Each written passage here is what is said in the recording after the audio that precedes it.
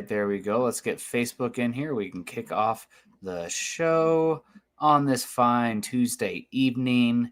We got the wheels spinning. Still spinning. There we go. Boom. They both came in. This is great. Welcome in, everybody. It is Tuesday evening, time for an episode of Building the Broncos. I am Nick Kendell, joined by Carl Dumler. Carl, good to see you as always. I feel like this is like the best the Broncos have been this far into the season since we've been doing the shows. Like a lot of times by this point, we're already starting to be like, well, here's the early draft outline. Right now, it's like, no, man, playoffs. Denver's 7 seed right now, I believe, just because of like conference tiebreakers, but defense looks elite and offense is room for improvement, but doing enough right now. So building the Broncos, not roster wise, a little bit roster wise. We got to talk about some moves today, but building towards the there's some Facebook issues, of course, but building towards back-to-back playoff seasons right now, and building hopefully on a division run here. Yeah, I mean, we started 2017. 2016 was the last time the Broncos started a season 4-2 or better. And so, yeah, we've never experienced this. This is a whole new territory for us. Getting to talk this late into the season like the Broncos are something really, really good. And I mean, they made the playoffs last year, but it was pretty rough to start the season. And we just didn't quite have the expectation that they would end with 10 wins, which was great. And hopefully they hit a winning streak here. I mean, we're on a 3-game winning streak, carry that into these next few games and really build a lot of momentum. Hopefully the offense can get a couple things clicking. And talking about clicking, we got Papa Bear coming in, Mr. David McElrath, saying, good evening, Broncos country, #11-6. I think that's I don't think that's even optimistic. I think that's a very realistic 11-6. I think that's a possibility. You got some tough games still. Yeah. But with the way the Broncos defense is playing, I mean, you just held the team to -10 yards. Passing. Yeah, passing. Sorry, I should say passing. But to be able to do that, and I know people will be like, oh, it's Justin Fields and the Jets. He'd been passing actually pretty decent. He had more yards per game than Bo Nix had been doing this year. So just a great sign to see, and hopefully the offense can catch up at least a little bit. I don't think they'll reach the defensive level, but hopefully we'll see something good. I mean, if they reach the defensive level, we're talking about one of the greatest teams ever because the defense is playing at a elite level. I mean, can the defense keep it up is more the question, or can they turn the dials a little bit? I'd like to get a little bit more takeaways going here, but good to see you talking about, just turning the dials up. Papa Bear, always appreciate you coming in. We also got our guy, MBLE Test Prep, gifting a membership. Appreciate you so much, MBLE. Hope you're doing well. And appreciate the support. Somebody's going to enjoy that and be a part of our team. And did want to give a shout out. Carl, Chad, a bunch of us are going to be in Denver here. I guess I am in Denver, but in Denver here with the meet and greet next Sunday. So that's always a really good time. Excited for that. Haven't seen Carl since I dragged his butt into the backcountry in the Sierras and hanging out in the I can't remember, the Circa bar. I don't even remember what casino it was out there in Vegas, but it'll be good to see Carl again as well. So a lot of fun. Hopefully a lot of you guys can get there and hang out with us before the game, and a really exciting game. I mean, gosh, I don't typically have the meet and greets pretty early. And not only is it, the Broncos are the best they've been for us doing this show this far early, or this early in the season. But the meet and greet also has like the most meaning, right? Like this is a game that's actually like really important for the Broncos. It's not like the Packers, and like you're sitting there, oh, can we get to like 2 wins? Or last year, you go 0-2. It's like, oh man, like, are we going to be in Travis Hunter range? But I mean, this is a huge game for the Broncos. And I don't know if you saw it last night across Twitter and everything, or X, whatever you want to call it, Carl, but like a lot of the talking heads are like, oh, are the Giants the favorites in the NFC East? A lot of talking heads also saying like the NFC is significantly better than the AFC. So Denver has a chance to, while they're going to be the favorites in this game, maybe a little bit of an underdog narrative on the whole AFC, NFC Giants coming of age. But Denver won't be an underdog, but we do love an underdog. That's right. And of course, we couldn't do the show without our supporters here in Underdog Fantasy. Football season is in full swing, and Underdog is the best place to get in on all the action and win money. Please, playing on Underdog is easy. Just pick whether your favorite players will go higher or lower on stats like touchdowns, receiving yards, interceptions, and more. That's right. Get your picks right, and you can win up to 5,000 times your cash. You can play with as little as just $1. So if you think you've got a beat on what Bo Nick's stats are going to be this week, or maybe how many sacks can Nick Benito and this Broncos defensive front get, put your money where your mouth is. Download Underdog and win some money. You can have so much fun playing Underdog and winning money while watching football. That's a touchdown, you guys. Download the app today and sign up with promo code MHuddle to score $50 in bonus funds when you play your first $5. That's promo code MHuddle. Millions of fans have already won billions making picks on Underdog. Will you be next? Underdog. Make picks and win money. 18 plus, 19 plus in Alabama and Nebraska, 19 plus in Colorado for some games, 21 plus in Arizona, Massachusetts, and Virginia, and present in a state where Underdog Fantasy operates. Terms apply. See assets.underdogfantasy.com/web/play and get terms _DFS_.html for details. Offer not valid in Maryland, Michigan, New Jersey, Ohio, and Pennsylvania. Concerned with your play? Call 1-800-GAMBLER or visit ncpgambling.org. In New York, call the 24/7 HOPE line at 1-877-8-HOPE-NY or text HOPE-NY 467-369. Yeah, shout out to Underdog. Appreciate them. And unfortunately for the Broncos, we do have some underdogs across the offensive line now. The Broncos starting to deal with a rash of injuries, Carl, something we talked about entering the season. The Broncos had been one of the top two teams in, I think the term is even injury luck, but injury rate, I guess, over the last 2 years of Sean Payton. And maybe the Broncos found the secret sauce.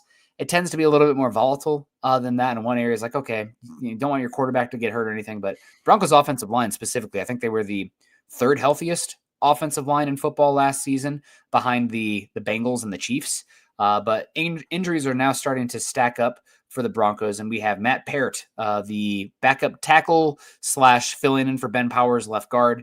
He is injured on the third play of the game versus the Jets. Maybe it helps explain some of his not so good tape that he had, and he is heading to IR. So pretty unfortunate. The injuries are starting to add up for the Broncos on the offensive line.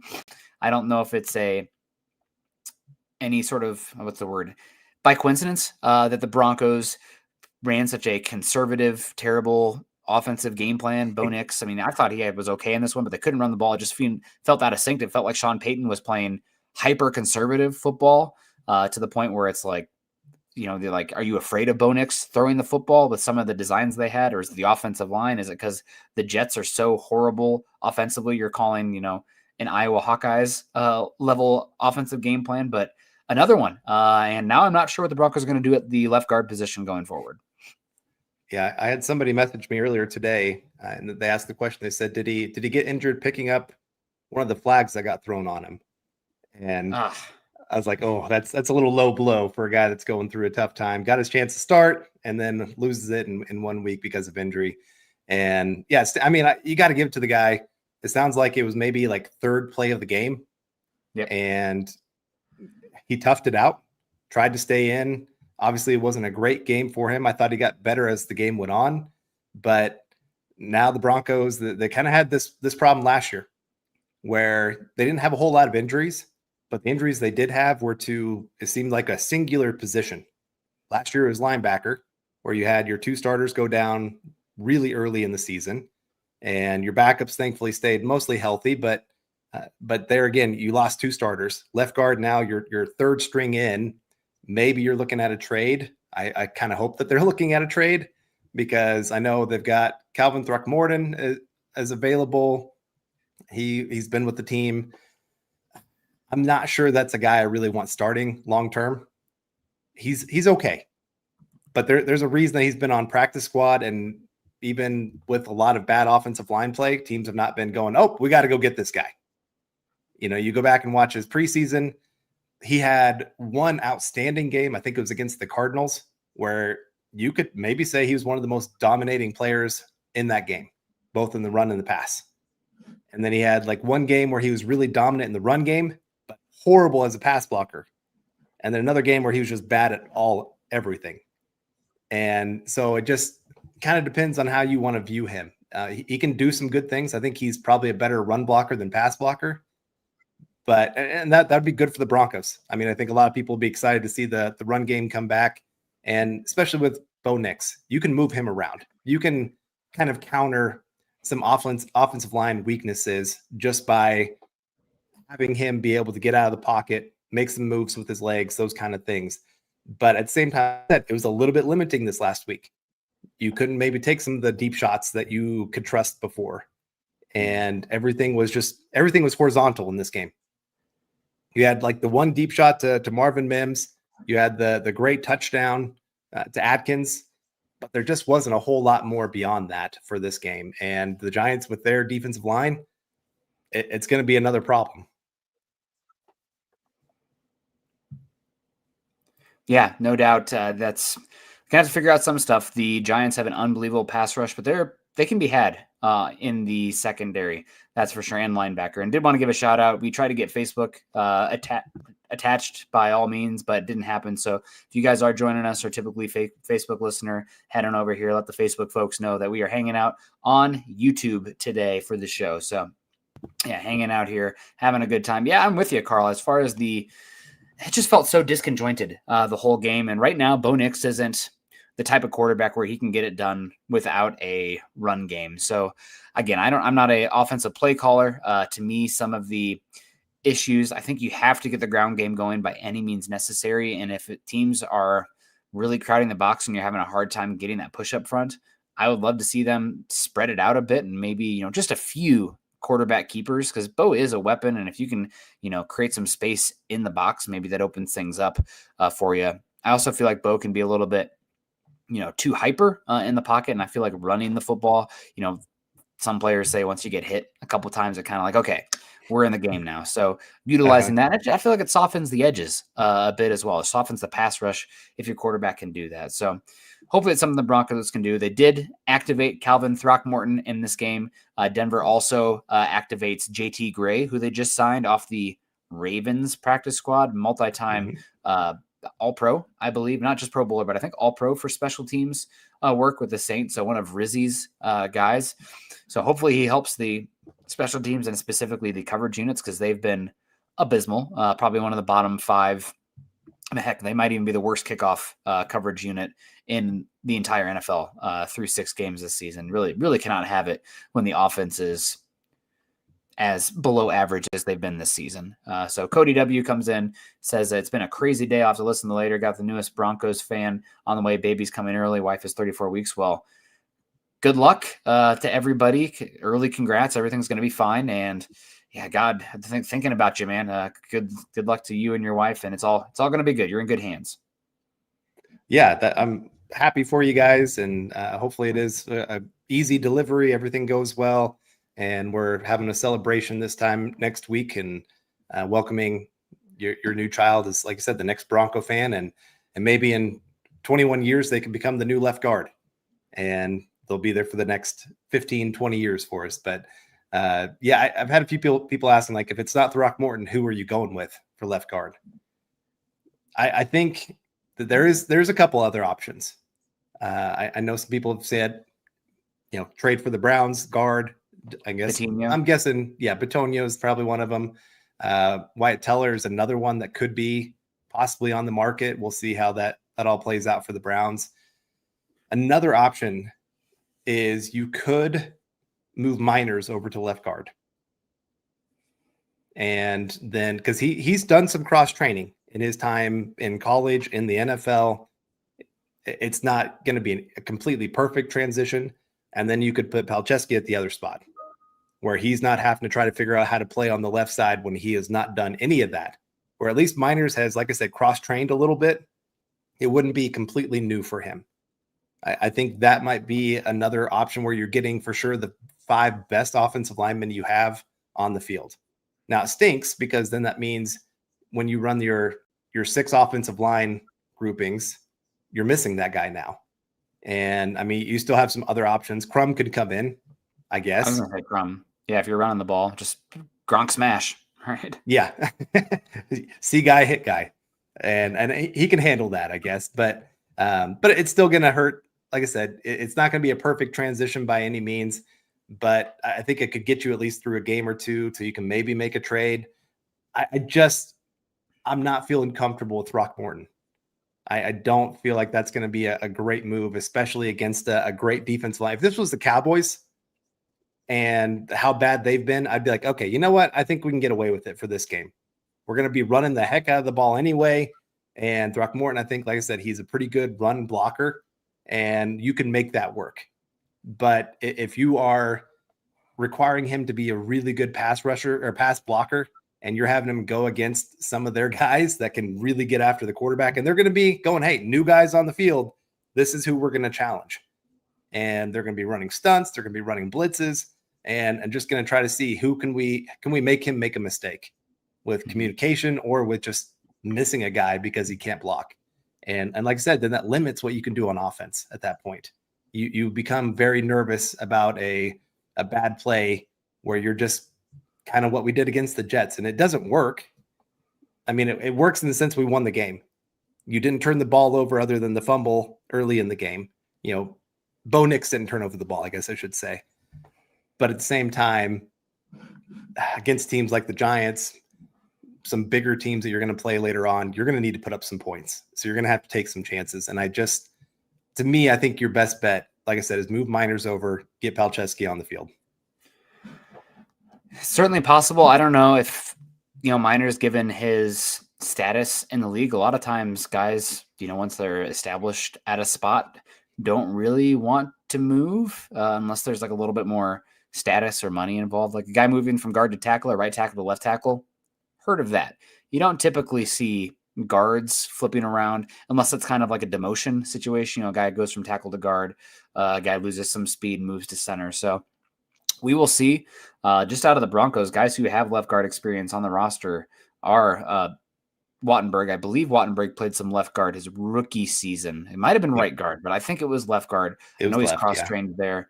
So I guess it's possible you move Wattenberg to left guard with Forsyth at center, but then you're changing two guys' roles. But even still, you're changing two guys' roles and the communication and everything by moving Miners over. I mean, if you move Miners over, every single person is playing next to somebody. I guess Wattenberg and Miners aren't, but they're different sides. So right. I don't know what's easiest. I mean, they have their work cut out for them in this, and it's certainly a spot that now that you have multiple guys ending up on IR, the Broncos, I'm sure, are looking at the wire. And also, speaking of which, they brought in Carson Barnhart from Michigan, signed to the practice squad. So he's been with the Chargers before as well, obviously. Like with Throckmorton, if anybody's still available and given the state of offensive line play, you wouldn't be expecting the most. It's not like the Broncos just found not like the Broncos probably found a starter that nobody else had signed yet that they're overlooking, but you still bring in some depth all the same.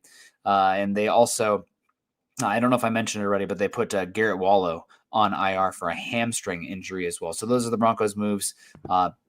Other moves today, they brought in Traylon Burks Burks, the Ness, former Arkansas wide receiver, a little bit like Laviska Shenault for those at home, like kind of a bigger player, power slot, but never really got it all together. So first round pick, definitely a bust, but he left Denver without a contract. Now he's going off to the Commanders, who are dealing with a lot of wide receiver injuries themselves.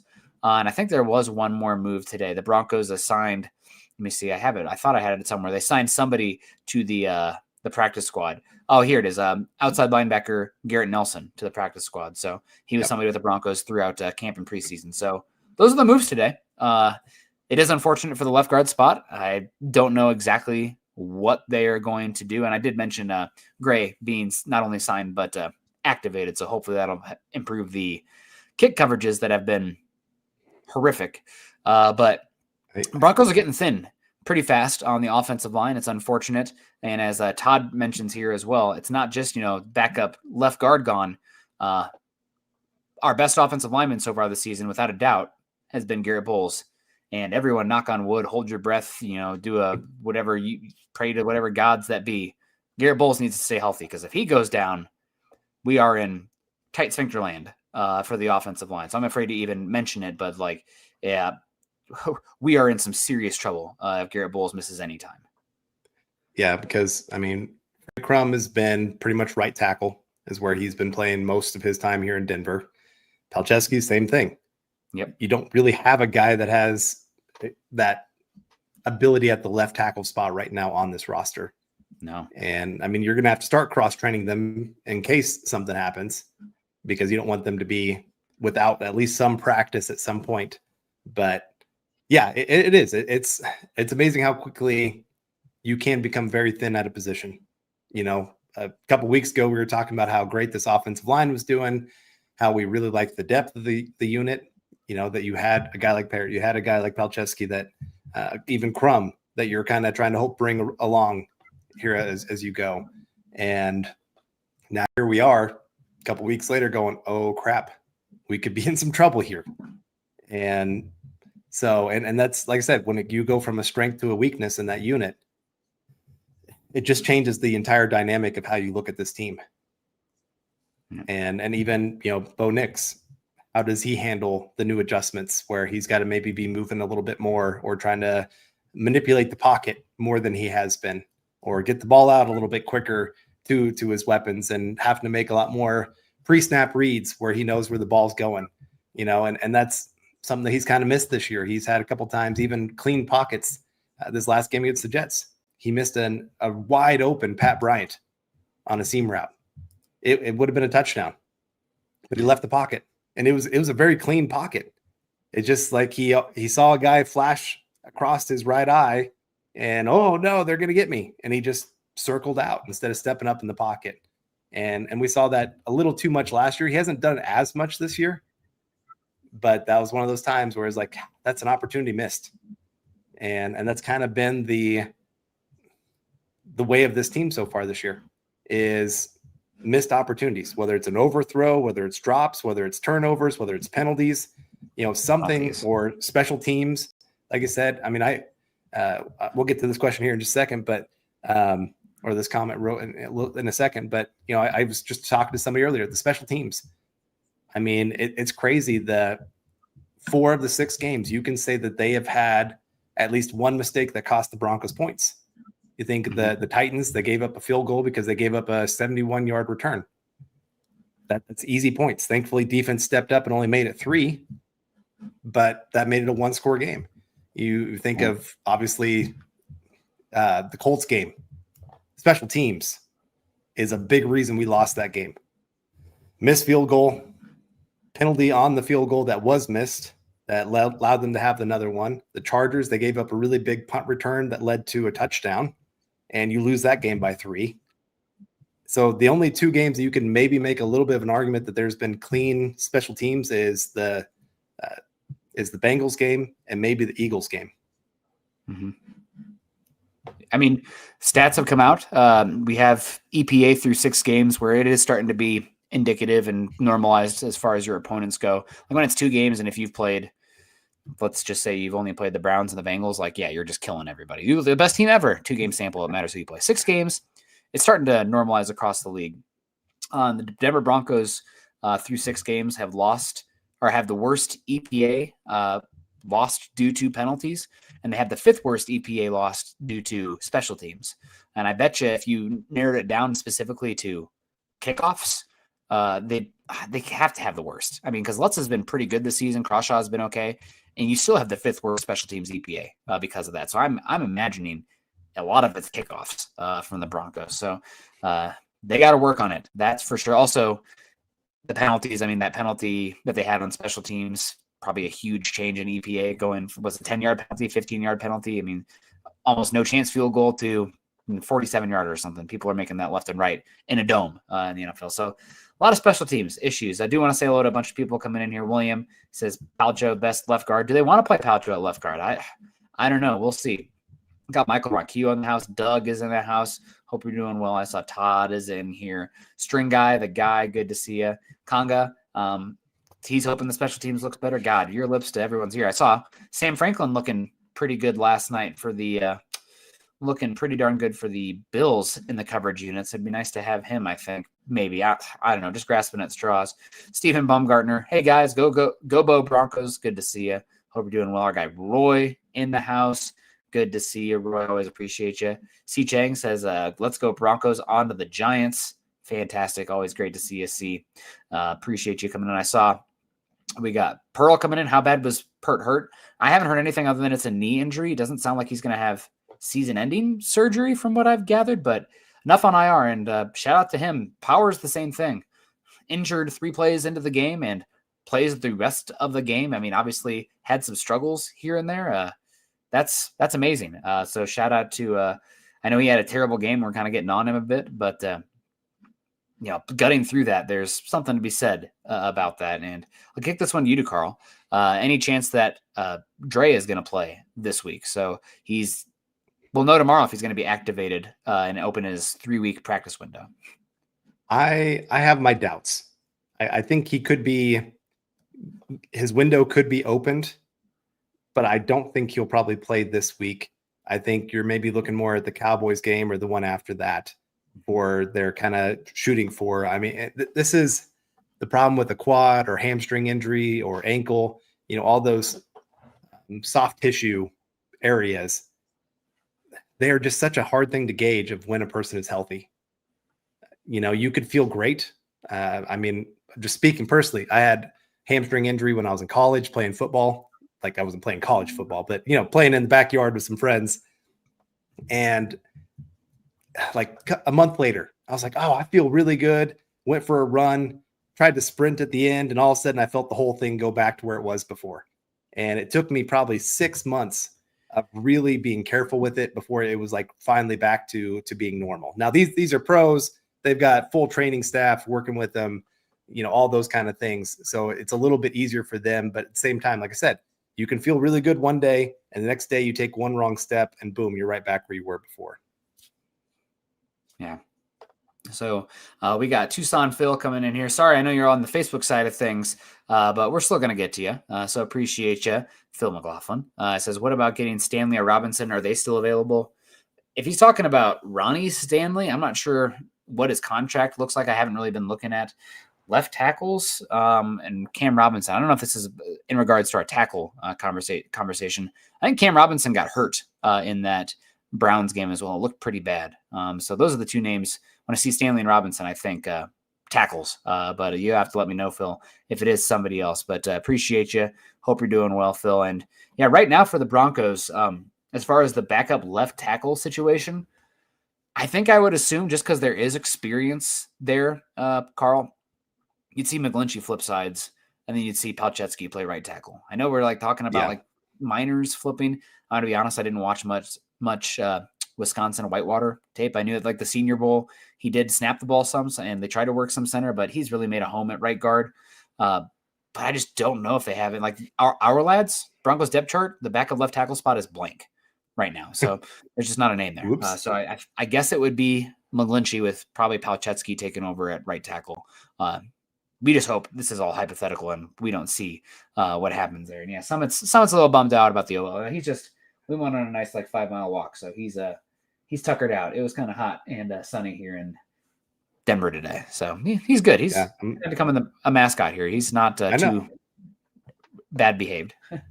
I'm liking the new co-host on the show, and Phil loving the car in the picture as well.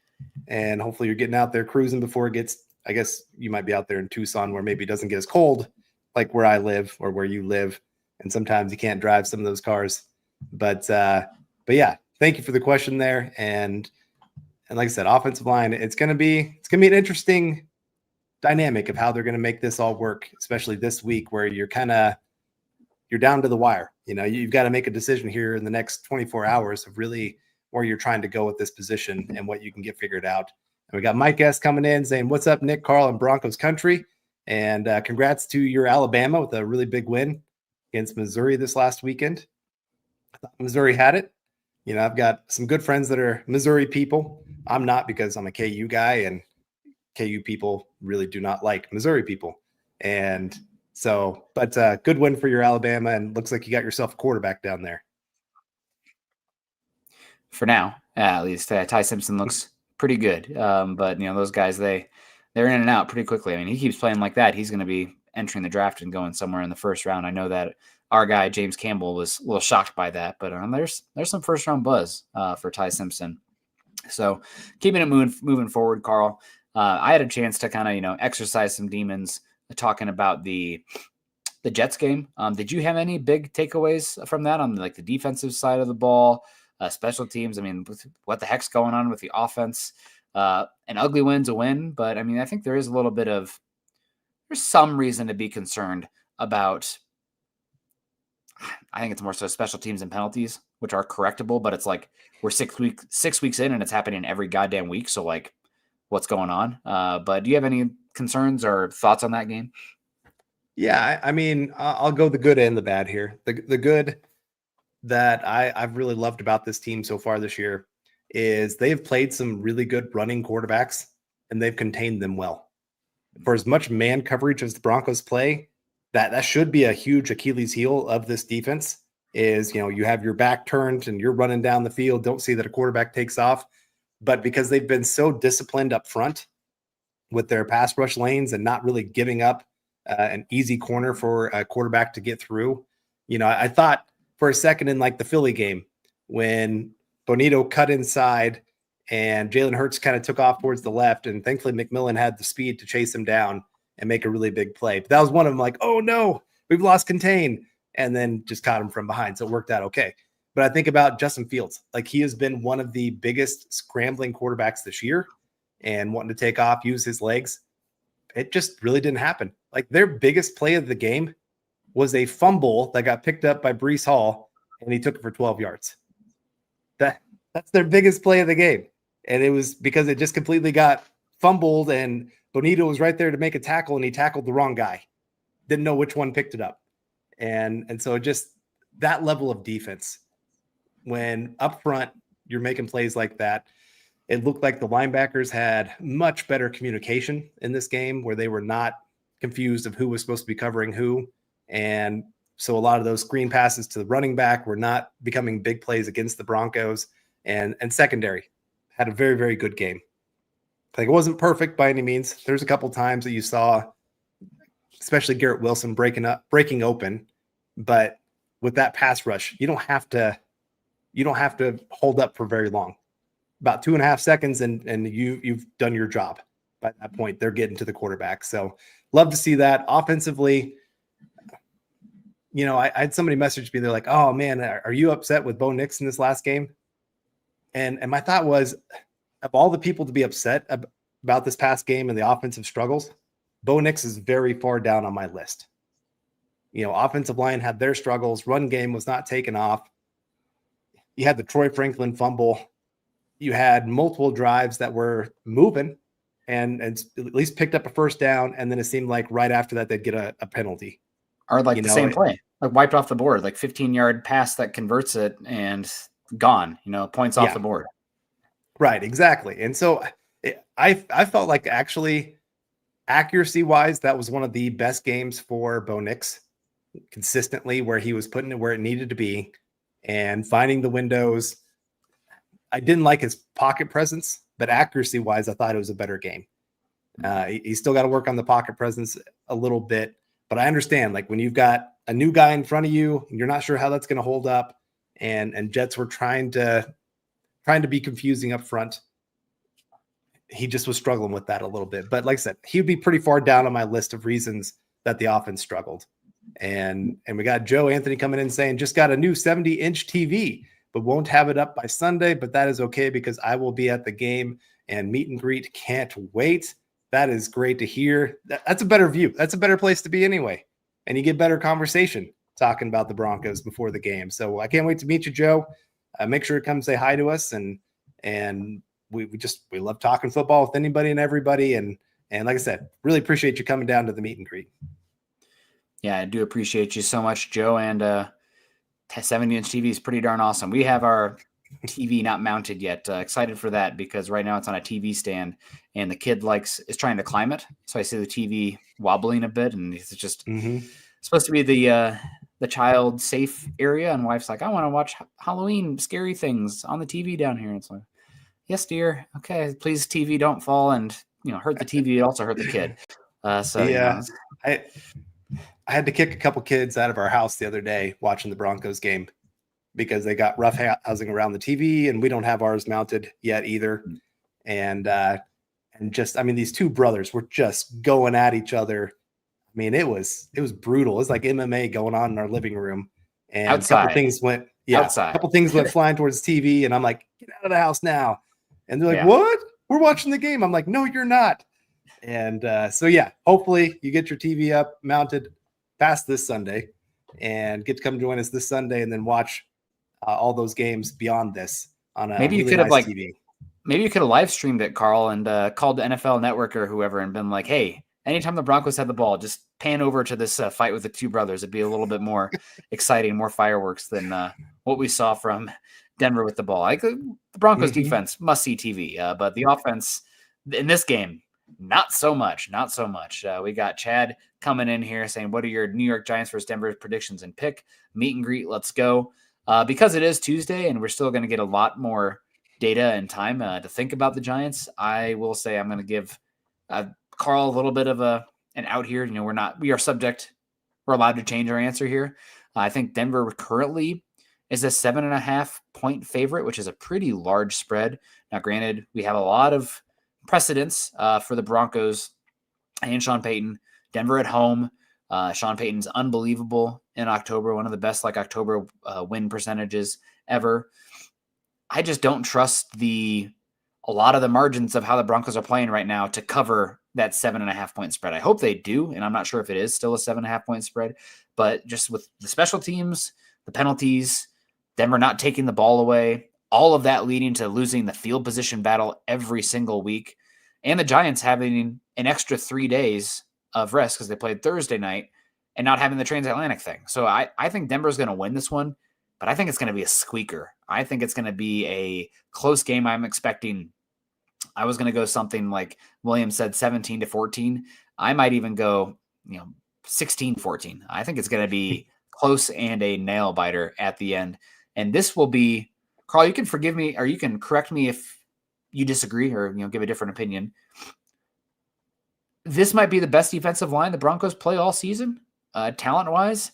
I think right now, if you're ranking defensive lines across the NFL, it's probably Denver is up there in the conversation. Houston's close. I think their edge rushing duo, puts them on the top of their interior, is not as good. Right now, if I had to pick a top three, and this, again, somebody can correct me or throw out a different name, but it'd probably be Denver, Giants, and Seahawks right now. Seahawks are unbelievable up front. They've invested in it. Leonard Williams is playing as good as about anybody. Who was their rookie they took a few years ago? Byron Murphy looks unbelievable up front. Yeah. I mean, he looks good. So those are probably the best three defensive lines in football. Denver playing with guard issues, running the football issues. Bo Nix statistically struggling under pressure. God, I hope they can create some turnovers, man. That would just make me feel. I'd feel so good if you could guarantee me 2 turnovers. Denver's winning. Denver wins the game if they get 2 takeaways. But right now, I think it's going to be close. Well, and this is the hard part is because the Giants are a young team, they have a high variance week to week where they can beat the Chargers. The Chargers were undefeated at that time. And, they had offensive line issues going into that one, and boom, Giants made them pay for it. And then, Jackson Dart, he can be good and bad too. He's had some games where he's thrown multiple interceptions. Then he's other games where he is, just perfect throws into the perfect window and looking like a maybe possible high top 10 kind of quarterback moving forward. And so it's just hard to know exactly. I do think the Broncos defensively have a really nice matchup here. Their running back, Scatabo, is he's not really the kind of running back that the Broncos struggle with. Broncos struggle a lot more with the Jonathan Taylors, even this last week, there was some worry there of how the Broncos would handle Breece Hall. The guys that can make one guy miss and turn it into a 50-yard play. Scatabo, he'll make one guy miss, but he's not going for 50 yards. It might turn into a 10-yard play instead of a 4-yard play. So I think the Broncos will be able to contain the run game. I think the secondary will do just fine because they don't have incredible weapons. Johnson's having a really good year, but otherwise their wide receivers are a lot of kind of guys. So I think the secondary will be able to hold up. Broncos will be able to get after Jackson Dart, cause a little bit of pressure, hopefully get those couple turnovers you're talking about, because I think they will need them in this kind of game. and getting a couple more short fields, winning, like you said, the position battle or the field position battle will be huge for him. And then offensively for the Broncos, again, the Giants don't have the greatest secondary in the world. They really depend on that pass rush getting home. And if the Broncos can even hold up just a little bit on the offensive line, they can be okay. Giants are not great at stopping the run either. They're a bottom 5 run defense in football right now. So you could maybe run on them if you can figure out that left guard spot. So I think they'll be able to move the ball. It's just going to be a matter of, again, the Broncos not hurting themselves, not with having these stupid penalties that kill drives, not messing up on special teams in some way that it costs you points. Because like I said, this is going to be a close game where those kind of plays will make or break this game. I have the game at something like 24-21. Broncos winning, I should say. Unless Denver's offense is turning the ball over, I don't know how they give up 21 points. I mean, I think it's been either 3 of 6 games this year or 4 of 6 games they haven't even given up a touchdown. They've had one of the better red zone defenses as well. And I just don't know, like you kind of mentioned the explosiveness from the running back, making a guy miss and then hitting a home run. Outside of maybe Theo Johnson at tight end, again, it's kind of harder for the tight end to hit those explosives, but outside of him, I just don't know if they have the firepower on the outside. Now, granted, I do think that they can hit doubles all day long with Scatterbo and Dart. But my big concern with Scatterbo, and I was trying to find the statistic here, Carl. I haven't scrolled down enough yet. Oh, here we go. Just got to it. Perfect. Broncos really struggling with the yards after contact so far this season. Now this is before the Week 6 game versus the Jets. But heading in before that game, Denver was 25th in stuff run rate, and they were 28th in yards after contact. So what does that mean? Broncos linebackers getting hands on guys, and then they're pulling forward for another 3-4 yards. And that's something I worry about with Scatterbo. Now, granted, it was definitely better against the Jets. I think having Malcolm Roach back helped a good bit on that. Also, I mean, just you weren't worried about the Jets passing the football, so you could lean into that. But that is one thing. I don't think, like you mentioned, I don't expect him to get a 50-yard pop by any means. But I do think that the Giants can be consistently in 3rd and 3, 2nd and 4, where they have their whole menu of plays available to them because Denver is struggling to stuff the run and also get Scatterbo down at first contact. Yeah, I wonder if we looked at the Indy game with Jonathan Taylor, how the much Chargers that game too. They were just dragging us constantly in that Chargers game. I just wonder how we've been doing since then would be my big question there.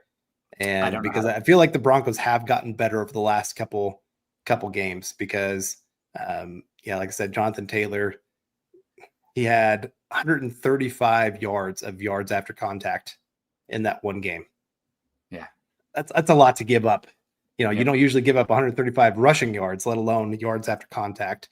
So that's where I feel like it maybe got a little bit skewed because of one bad game. It's kind of like the couple of years ago when the Broncos gave up 70 points in a game.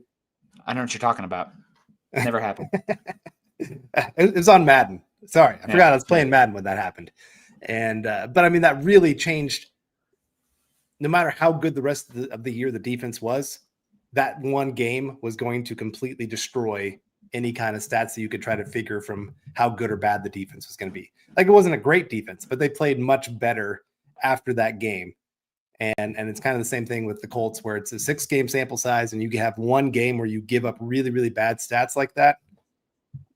It kind of hurts you a little bit. So I'm not as worried about it. I mean, Scatterbo is very good at, like I said, yards after contact. He's going to try to run people over. It's going to be a very short career. I mean, it's going to be, I mean, maybe he's like the bus and he just keeps going forever and he just never breaks down. But I worry about that guy taking that many hits. And especially, I mean, he lowers his head on a lot of those plays. Yeah. I just worry about him.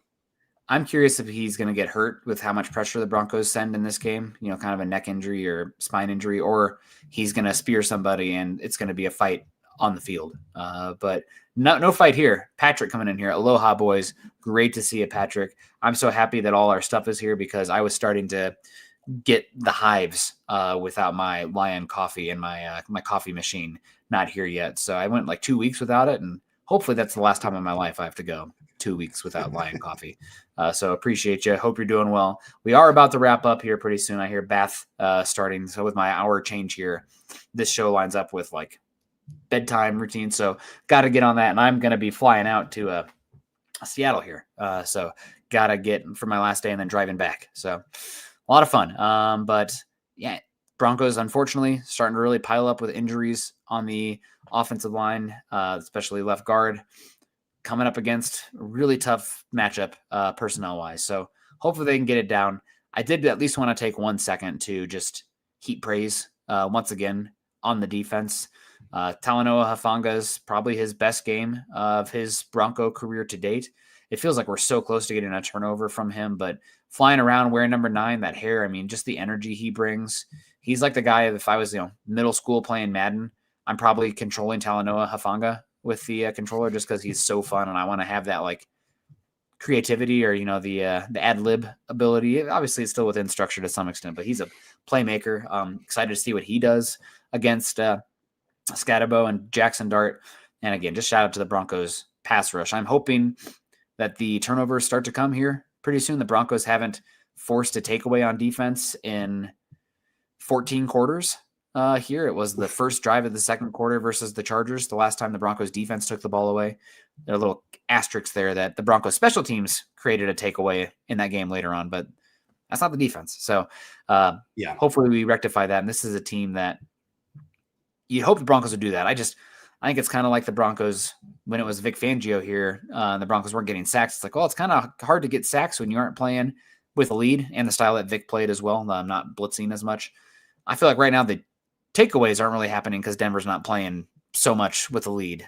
Teams can protect the ball. And if you give Denver a short field, you're going to lose the game. So hopefully we'll start to see some takeaways because the offense needs the help from the defense right now. I'm really shocked at how well the quarterbacks have held on to the ball. Now, I'm guessing that they emphasize that, like, hey, you're going to get hit in this game a lot, so make sure you have 2 hands on the ball when you're playing against the Broncos. And then, I mean, there's been a few dropped interceptions as well. Hafanga had a really easy one that was just perfect, right in front of his face. Boom, hit him, dropped it. So, I mean, there's been some opportunities. They just haven't capitalized. And I really think Jackson Dart's one of those guys. He plays very aggressive. And he's going to give the Broncos some opportunities at some plays. So they have to really take advantage of those in this one. And then the Broncos on offense, you just, like I said, cut back on the penalties, get your playmakers involved in this one. Cortland Sutton, he only had the 1 catch in this last game. He's been playing lights out. I have an article coming out tomorrow, and it's pretty much, if you look at the last 17 games of Cortland Sutton, since his 0 targets, 0 catches against the Saints game, it's been 17 games since then. He's putting up top 10 numbers as a wide receiver in the NFL. I mean, we're talking 1,300 yards. We're talking 90 plus catches, 9 touchdowns. He's top 10 in all those categories in the NFL. Well, I guess catches he's like 13th, but he's showing that he is a real playmaker in the NFL, and you've got to get him more involved in this one. Trust him that he's not going to be playing against a Sauce Gardner in this one. He's going to have some real opportunities. The cornerbacks might be the biggest weakness of that Giants defense right now. Yeah, especially cornerback too. Flott / Banks, problematic. But really, I mean, gosh, takeaways. Hopefully the Broncos can get their heads out of the what's with the kickoff coverage too. Denver's the more talented team, but the offense, they've been losing enough in the margins in a lot of these games that it'd be not surprising at all if the Giants won this one. If you lose the turnover battle, you lose special teams, you lose penalties, you lose field position, you're going to lose most of those games when you're doing that. And Denver, because the defense has been so dominant, has been getting some wins when that's been occurring, but can't continue. So I need Sean Payton to step up. I think this is a bad scheme design game from him, in my opinion. It's been pretty good this season overall. But the The other stuff's of the coach, the penalties, the discipline, and the special teams has to be better. It cannot continue. If this team wants to make the playoffs, it can't continue if they want to be anything more than a speed bump on the way for Kansas City, the Patriots, the Bills on their way to further in the playoffs. Denver has to be better. Special teams, penalties, start taking the damn ball away. So, again, not even talking the offense. I'm not harping on how many times did we harp on Bo Nix today? Always one of the more feel like in the sphere. Maybe that's not always true, but for Broncos coverage, the bar is superstar quarterback because that's the goal. We got to clean up other things first before we can even focus on that. So hopefully this is a game we can start to rectify. Offense can get a little bit of momentum, and Denver can show why Vegas has them at a 7.5 point spread. I don't buy it right now with how they're playing, but at home, raucous crowd celebrating Super Bowl 50, DT celebration. I mean, better freaking win. Yeah, and us there. I mean, that's the biggest thing. We got Michael saying Summit's to the new Broncos Lucky Charm. I don't know about that. He doesn't even have his Broncos scarf on right now. My dad's bringing an old school one he found on eBay of the D logo, which is significantly better than the robot horse chicken, whatever it is. And we got Pearl Heater in here. Good to see you, Pearl. Hope you're doing well. And your lips to everyone's ears. We a defensive turnover. I would probably float into the sky there in the stands. So I would be elated. I'd be like Farmer Fran at the end of the Water Boy with a shirt off. I won't do it on here, but for a super chat I will. But it's a fun show today, guys. We're gonna get on out of here. It's unfortunate about the offensive line, but still, this next guy up, you got to figure it out. The Broncos are not the only ones dealing with injuries. Nobody's going to feel bad for you unless you are starting to get injury luck like the 49ers. Then you start to feel a little bad. But Denver's not there yet. So appreciate everyone. Make sure you're following Carl and I on Twitter. Carl's at Carl Dumler MHH. I'm at Nick Kendell MHH. We're also at Mile High Huddle. Facebook.com, if it ever works, Facebook.com/Mile High Huddle pod and Facebook.com/Mile High Huddle. And also, of course, follow us on YouTube by subscribing, liking, and sharing. That helps us a heck of a lot. And become a member, too. That helps us also. So love you guys. Carl, it's always good to see you. We'll see you here in, 5 days or something now. Woo. 4 days. I hope you like tequila. It's been a while. Last time I drank tequila, it came out my nose.